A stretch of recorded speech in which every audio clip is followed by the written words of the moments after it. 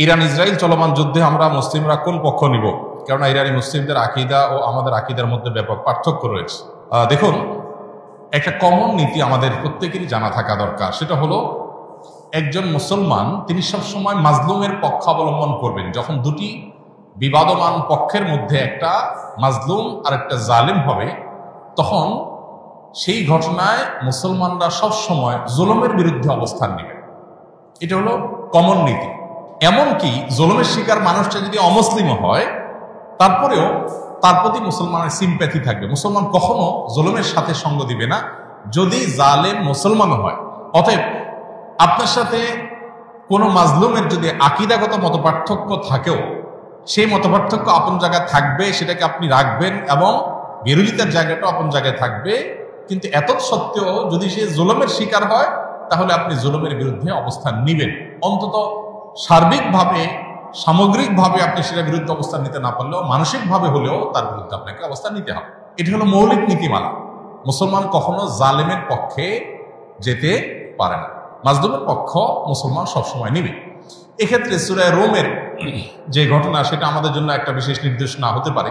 সূরা রোমের শুরুতেই আল্লাহ তাআলা যে বলেছেন আলিফ লাম মিম গুলিবাতির রোম, এখানে আমরা দেখেছি যে রোমানদের সাথে, তখন পারস্যের অগ্নিপূজকদের সাথে যে যুদ্ধ হয়েছে, সেই যুদ্ধে মক্কার মুশরিকরা পারস্যদের আর মক্কার মুসলমানেরা সাহাবায়ে কেরাম তারা রোমানদের সমর্থন করেছেন। কেন? কারণ রোমানদের সাথে আকীদাগত মতপার্থক্য থাকা সত্ত্বেও তারা আসমানি ধর্মে বিশ্বাসী, মুসলমানরা আসমানি ধর্মে বিশ্বাসী। এই জায়গাতে মিল আছে, এই যে ঐক্যের একটা যোগসূত্র আছে, সেটার ভিত্তিতে তাদের প্রতি সমর্থন ছিল। আর পারস্য তারা মুশরিক ছিল, ঐক্যের যোগসূত্র ছিল না সে অর্থে, এই জন্য তাদের বিরুদ্ধে ছিল। অতএব আজও আমরা ওই মূলনীতি মাথায় রেখে অনেক আহলে কেবলা, অনেক আপনার মুসলিম আছেন যারা হয়তো বিভ্রান্ত, যারা হয়তো বিদআতে লিপ্ত, কেউ কেউ হয়তো শিরকে বা ইসলামের গণ্ডি থেকেও খারেজ, বাট বাহ্যিক দৃষ্টিকোণ থেকে আদর্শ সময়তে মুসলমান মানুষ মনে করে পরিস্থিতি বিবেচনা, বিশেষ করে তারা যখন জুলুমের শিকার হবে, তখন জালিমের পতন চাওয়া বা তাদের চাইতে আরো বেশি জুলুম যারা করছে তাদের পতন চাওয়া বা তাদের ব্যাপারে আপনার যথাযথ অবস্থান গ্রহণ করা, এটা মুসলমানের, একজন দায়িত্বশীল মুসলমানের কর্তব্য। হতে সেই স্ট্যান্ড বা সেই অবস্থানটা আমাদের এক্ষেত্রে হতে পারে।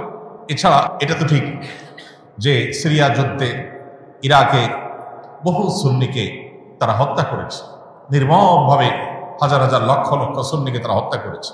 মূলত পৃথিবীতে মানুষের পাপের কৃতকর্মের প্রায়শ্চিত্ত মানুষকে করতে হয়। বিশেষ করে জুলুম যদি করে কেউ, তাহলে জীবদ্দশাতেই তার প্রায়শ্চিত্ত করতে হয়, আখিরাতে তো আছে। এই জন্য জুলুম থেকে আমরা সবসময় নিজেদেরকে বাঁচিয়ে রাখবো, কোনো যুক্তিতেই আমরা জুলুম করব না। এমনকি যুদ্ধক্ষেত্রেও নবী সাল্লাল্লাহু আলাইহি ওয়াসাল্লাম আমাদেরকে জুলুম করার পারমিশন দেন নাই।